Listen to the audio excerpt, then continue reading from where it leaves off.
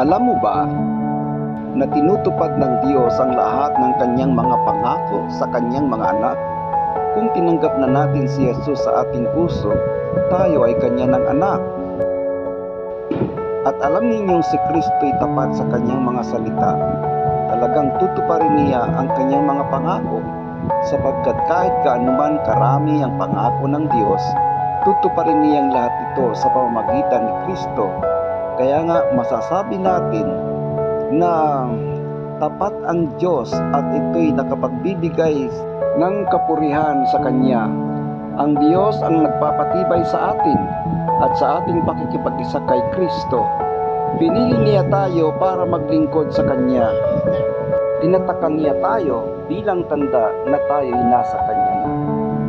Ginawa niya ito sa pamamagitan ng paglalagay ng Kanyang banal na Espiritu sa ating mga puso.